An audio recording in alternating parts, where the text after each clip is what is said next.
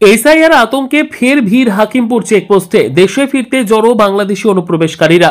রাজ্য জুড়ে এসআইআর কার্যক্রম শুরু হওয়ার পর থেকেই অবৈধভাবে ভারতে থাকা বাংলাদেশি অনুপ্রবেশকারীদের দেশে ফেরার হিড়িক অব্যাহত।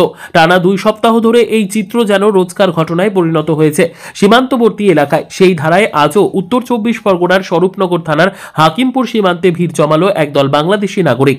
চেকপোস্টের পাশেই সকাল থেকে বসে রয়েছেন প্রায় 20 জনের বেশি অনুপ্রবেশকারী, নিজের দেশে ফেরার অনুমতির অপেক্ষায়। অধিকাংশের বাড়ি বাংলাদেশের খুলনা ও সাতক্ষীরা জেলায়। দীর্ঘদিন ভারতের বিভিন্ন রাজ্যে কাজ করলেও সম্প্রতি এসআইআর কার্যক্রম শুরু হওয়ায় নিজেদের নিরাপত্তার স্বার্থে দেশে ফেরার সিদ্ধান্ত নিয়েছেন বলে জানান তারা। গত কয়েকদিনের মতো আজও সীমান্তে ভিড় লক্ষ্য করা গেলেও সংখ্যায় তুলনামূলক কম। তবু ফেরার অপেক্ষায় উদ্বেগ, অনিশ্চয়তা আর দ্রুত বাড়ি পৌঁছানোর তাগিদ। সব মিলিয়ে হাকিমপুর সীমান্তে চলছে টান টান পরিস্থিতি।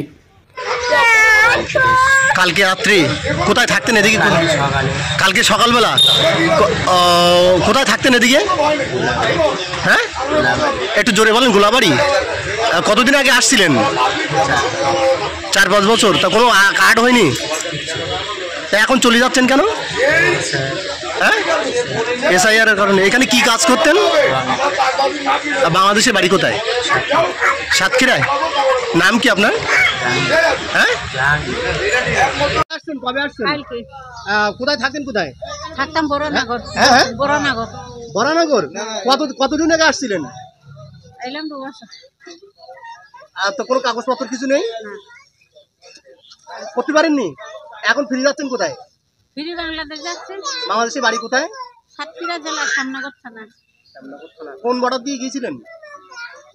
ওই নিশির বটার যে কোন বটারটা আমার দালাল মারফত নাকি? না না, এমনি আমি। কি নাম আপনার?